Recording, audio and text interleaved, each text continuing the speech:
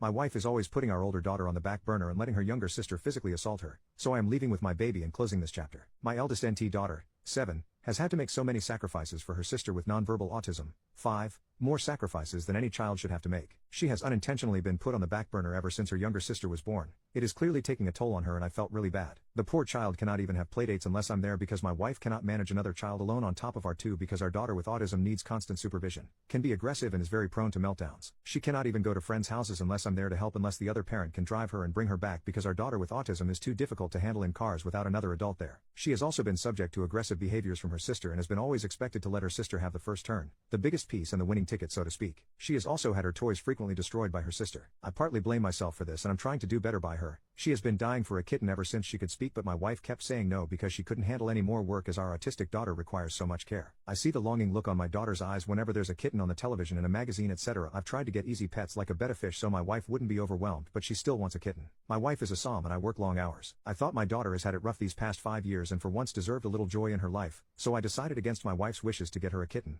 The joy on her face ever since having her new kitten brought tears to my eyes and I'm not a crier. My wife is furious with me and has demanded that I return the kitten. Our daughter cried so much over hearing this I have usually acquiesced to her but this time I put my foot down and said absolutely not. I understand she's overwhelmed but our daughter deserves a little bit of joy in her life for once, and as she gets older she will be able to handle the kitten more. Our daughter is a person and not just supposed to be a decorative artifact in her sister's story. I understand she's the one who's home and has to help take care of it much of the time, but it will not be a kitten forever and it will grow into a more independent cat. At least our daughter was asking for a kitten rather than a puppy which is a lot more work. I've seen a lot of posts on here about adult children of disabled siblings going no contact with their parents due to emotional neglect and I am trying to prevent that from happening. Update. My wife and I are now separated and more likely than not getting a divorce. I have tried everything and my wife has refused all suggestions. She refuses respite care because daughter with autism doesn't like strangers. Said the same thing when I offered to hire a pet sitter for the kitten for when I'm not home to help. I spoke to an old acquaintance of mine from college who is now a child psychologist because I was at my wit's end. He said I'm going to be very candid with you. Children with high needs autism such as yours will only get bigger, stronger, and worse. Yes, she may currently be helped by ABA therapy and such, but all that help/training will go out the window once she hits puberty. And in every single case their siblings have ended up with psychological issues,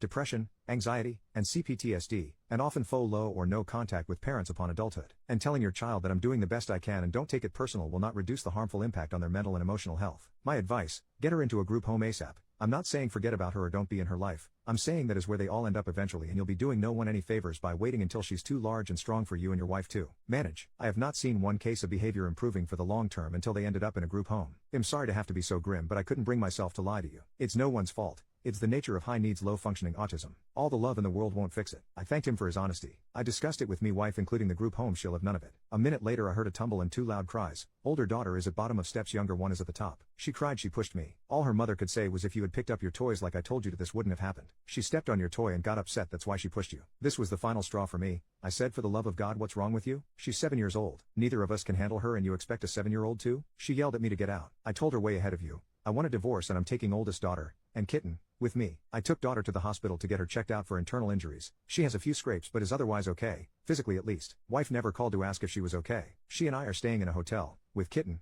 until I find us an apartment. We've only been here 3 days and I already see such a difference in daughter. She's not the shell of a child I once knew. She's happy, vibrant, calmer than I've ever seen her and hasn't cried once, while she used to cry 1-2 a day before. I do also plan to get her therapy ASAP, which her mother wouldn't let her do claiming no time. But when I offered for her to do Zoom sessions with therapists she said no because she doesn't want the therapist judging her. And she absolutely adores her kitten. She stays with my parents while I'm working. And I plan to send more than ample child support/alimony to my wife and other daughter and let them have the house. I did what I had to do for her well. Being the child psychologist I spoke with said I'm the first parent he's seen who advocates this much for the well child. And that broke my heart.